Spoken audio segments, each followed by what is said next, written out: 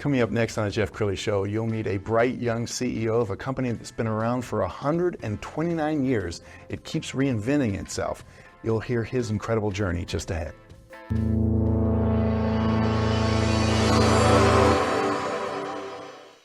Many are predicting that the worst is yet to come, which is unfortunate, said one person here.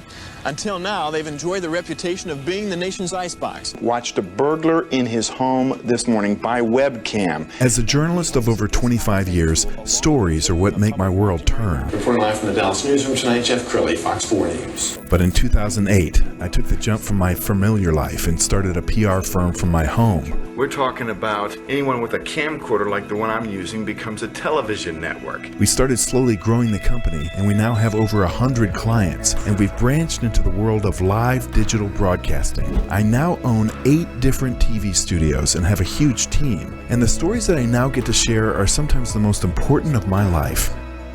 Life has a funny way of coming around full circle. This is the Jeff Crilley Show. Well, I've had the privilege of interviewing so many notable people on this show, famous athletes, celebrities, politicians, but in terms of success, I dare anybody to hold a candle to my next guest. Jimmy Kinley is in the studio. He's the CEO of Kinley Construction Group. It's a company most of us have never heard of, but if you travel or you receive an Amazon package, you could not do that without my friend here. Jimmy, thanks for coming on the show. Glad to be here. Thank you. Absolutely. Well, let's start in the past. 129 years ago. So this is your great, add a couple more greats. We lose count after a while. So how did the company start? Yeah, how much time do we have? No. It started up in Western New York, and that man was Adam Kinley, and we started in a leather tannery business, and they were sourcing leather to the Boston market. And that led to a whole bunch of land needed for the bark, for that leather tannery, and then all of a sudden, there was this oil was discovered, and a lot of people don't know, it was discovered in the Western Pennsylvania, Western New York region. Wow. Early 1900s. Everybody thinks it was maybe Texas. Texas just made it, Popular. Yeah, I was going to say sexy, whatever you want to say. But we were at the grassroots of oil being discovered in the mountains. Wow. And so we transitioned to an oil company in the early 1900s. And so, and now it's morphed into a fuel company that powers the country. So talk about, we're going to actually pull up your website, and as we scroll down the website, talk about the industries that you're supporting. Yeah, so we're in 4 major industries. The aviation industry is also, obviously a massive one. We're the preferred fueling install contractor for all the major international airports. Wow. And you can't just get there overnight. We've been doing that for over 35 years. We got some of the best welders in the game. And you can't just jump on one of those job sites. Right. And so we've got relationships there. We've got a great history, and that aviation space is been really good for us. So aviation, then we also in the government space. So we do the same thing for Air Force bases and naval air stations across the country. Wow. All the jet fuel. And I made that comment that if you guys weren't around, Amazon couldn't do what it does. Yeah. I mean, you're really touching almost every American, and yet Kinley Construction Group is not well known. Is no, I keep telling we might be one of the greatest stories that no one knows about. I think we take for granted our history. Mm-hmm. We've got a 54-year vet with the business. Hits 55 years next year, and if you go down the line, there's 30-year vets with the business, 20-year vets, and there's companies that haven't been around that long, and we have employees that have been here. Wow. That are working in this space all across the country. And what I'm most impressed about Jimmy is that he started at the very bottom as a child. Yeah. So what did your dad having you do? Playing in the dirt and getting in the way of everything. I remember I just hit my 50th state just a couple weeks ago. And I was sitting here thinking about like my whole life growing up, and I traveled the country and I was visiting all the employees, and one thing I loved about what my dad showed me is shaking hands with the people in the ditch versus the CFO. Never treated anybody different. Mm-hmm. He actually was probably connected more with the people in the field because that's where he came from. So I didn't appreciate that as a kid, but looking back and understanding what our employees go through, there's just a massive respect for them. Yeah. And so back then you're in job sites that have pipe and ditches all over the place, and it's fun work. Sure. And it's impressive. Well, tell me, I mean, because you're a young man, do you mind me asking your age? I think I'm 36. 36. I think I turned 37 I mean, this year, I think. That's a lot of responsibility on a young man, and the pressure of carrying on the legacy. So tell us about your plans for this company. It sounds like when you took over, you had a pathway to success. What are some things that you're bringing to the company? Well, I'm a big who first, then how type of guy, and I really like to surround myself with talent that make sure I'm not the only one trying to figure this thing out. I own the culture. I mean, that's at the end of the day, we will grow as far as we can grab the right talent to protect the greatest thing that we have, which is our culture. Mm-hmm. And I'm not gonna lie, you take for granted what 129 years of history, what it takes to get there. So we spend a lot of time right now just saying, hey, how did we get here? I think our generation right now, we are the ones that are responsible for making sure, our history is understood and appreciated, and then we capture it and make sure that it's handed off going forward, and that's our responsibility. So we've got a lot of people that understand that. Our core values are now printed off. We've had them for 130 years, but it was never anything we really could pinpoint and talk about. So we're just kind of professionalizing the business, but making sure we don't lose sight of how we got here. I bet you've had employees working for this company for decades. Yep. What's the senior employee right now? How many years? 50. It'll be 54 years. Next year will be 55. Wow. And that's 3 generations of Kinley. And when we put these core values in front of him, and again, the core values can get really, yep, we did it, cross it off the list, put it on the wall, and it can get a little watered down, Sure. But when we did this, he said that is exactly what Kinley stands for. So that's a testament that we got it. And so now, as we hire and we're growing and making sure anybody that comes in here has to understand what is our most important thing, that our most important asset is our people. Amen.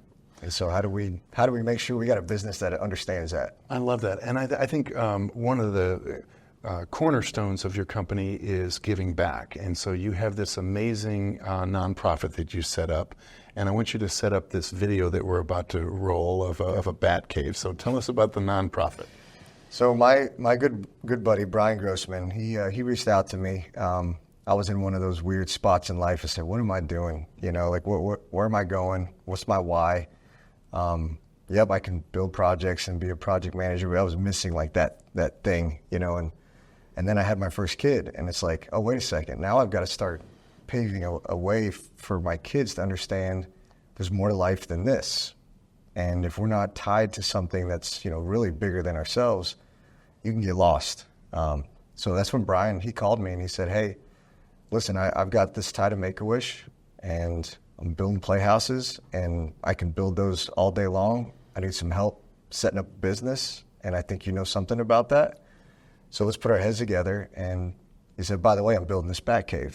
I was like, you're building a what? I go, building a Batcave.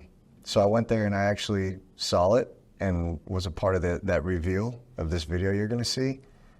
It changed my life. Mm. And I went from being super inspired to being super motivated to do this again and again. And so we've built over 50 since then. No kidding. But what was so cool is you'll see the family's reaction that day. We kept in touch with that family for a long time, still do. It was all the impact that happened after that. The message that they kept delivering us is like, our kid is doing things that he never did before. He found his confidence. He came alive. Wow.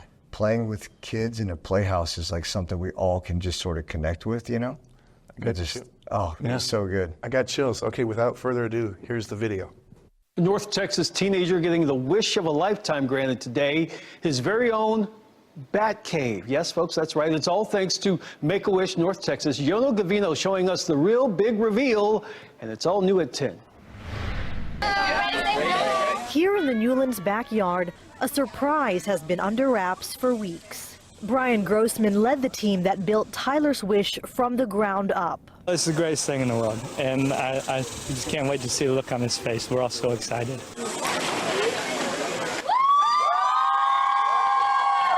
Seeing the Batcave warmed Eric and Teresa's hearts. Their son, Tyler, loves Batman. Just like his hero, Tyler is a fighter.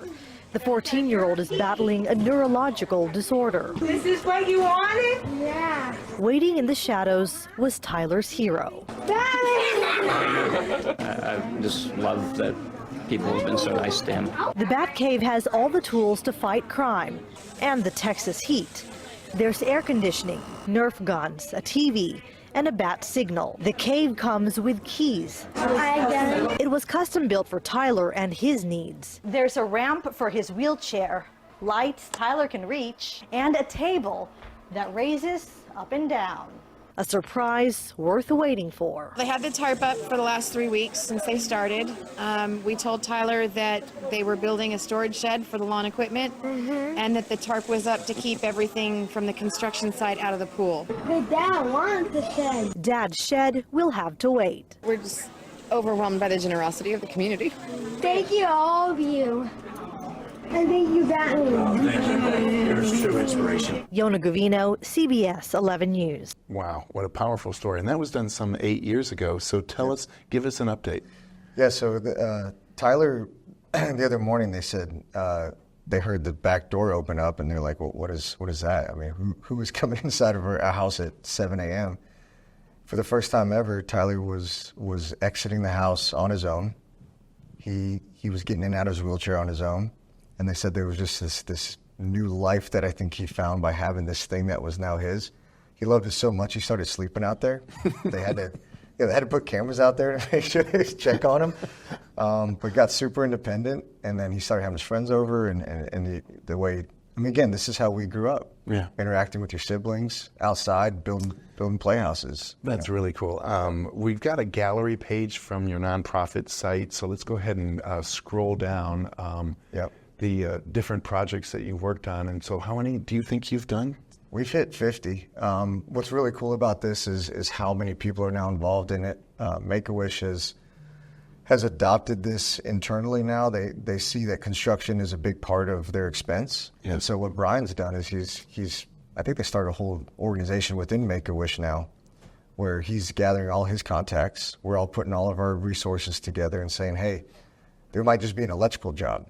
Well, Brian's got some amazing electrical contractors that helped us on all these playhouses, and now they're offering, their services to help out in other ways, even whether it's through materials or just offering labor and, keeping the cost down and just spreading that dollar for Make-A-Wish as far as they can. So it just kept evolving. It's been special. I want to transition now to Micah. Yeah. So tell us about Micah. So Micah is what I would call, he's an inspiration. I think about 7 years old and the amount of lives that he has touched and the lives that he continues to inspire it's kind of hard to fathom. I have a 7-year-old and this kid touched the world. It was his attitude, that never ever give up attitude, that I live now knowing who he was and being able to, I didn't meet Maurice, his dad, until after Micah passed away, and I just saw a man that just wanted to keep his son's legacy alive. And he did that by creating one of the most, community-friendly coffee shops in the country. And I helped him with it, and we still help him with it. And it's real, it's emotional.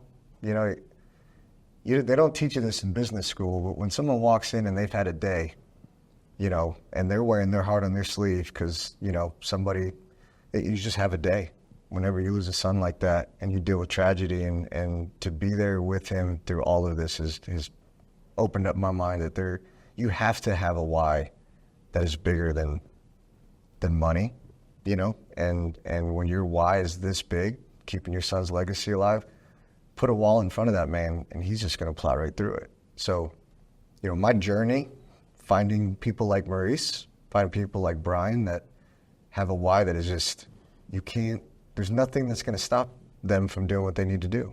Wow. And so it's really opened my eyes to how important that is. I could listen to you all day, man.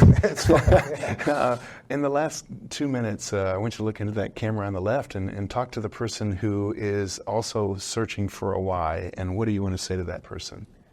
I think the most important thing you can do is just stop for a second and realize how much this world is consuming you. Guilty. I'm aware of it, and it still does it.